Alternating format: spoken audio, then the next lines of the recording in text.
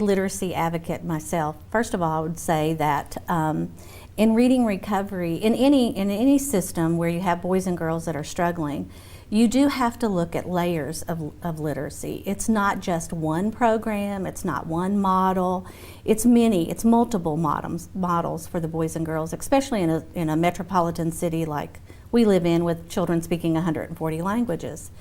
At first glance, it does look cost prohibitive.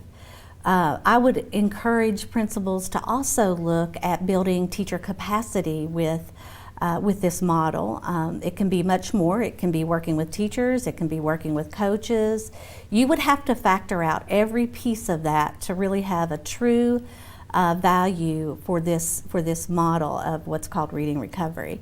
It is an in-house professional development that you have every single day in your building, and that would be costly if you put a price tag to that.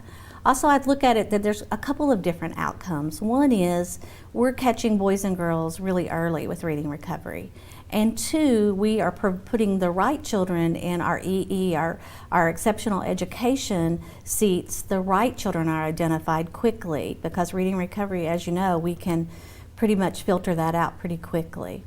So I think you have to look at everything. We don't just have reading recovery, we have lots of layers. This is one piece of the layer, and if you don't have all layers, we know what happens with that. So I would encourage them to look at the whole picture and not just at the initial cost of reading recovery. And you also have to think about it, it's a one-time cost, really and truly, with training teachers and getting your materials.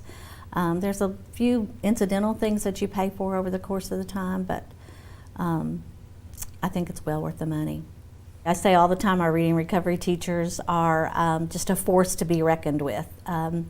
They're not only seeing the way that we use them is we use them for intervention, but we also use them as an acceleration. So an acceleration with our literacy program. So they are not just seeing one-to-one students, they're also seeing small groups of students.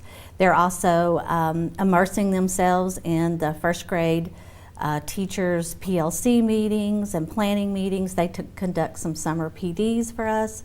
So we're using them in a much broader sense than just this is a one-to-one intervention and that's all we're going to look at in our district. It's much, much more than that. What we've done is with the onset of our reading recovery and building back our reading recovery program, we did some initial studies in our district with our own stats. We're in our preliminary studies around this, but what we found was, in our first piece of that study, we found that our reading recovery schools, of course, pulled ahead of our schools with no reading recovery. That's kind of a no-brainer. We're still looking at those studies, but we're trying to keep a laser-sharp focus on literacy in our school district. And the way you do that is to look at your results and be informed by your results.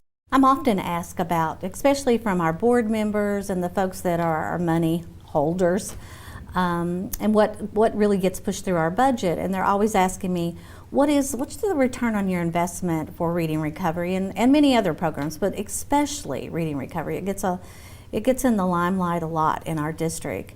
And one of the things that they always ask me is about that return on the investment. And I have a really hard time with that statement because we're really talking about boys and girls here. We're not talking about a bond that I'm purchasing, a bank account, a savings account, a home. We're talking about a boy or a girl that can't read, and if they don't learn to read, how that will change the trajectory of their life. So I'm often really torn by that statement. How can you put a price tag on that?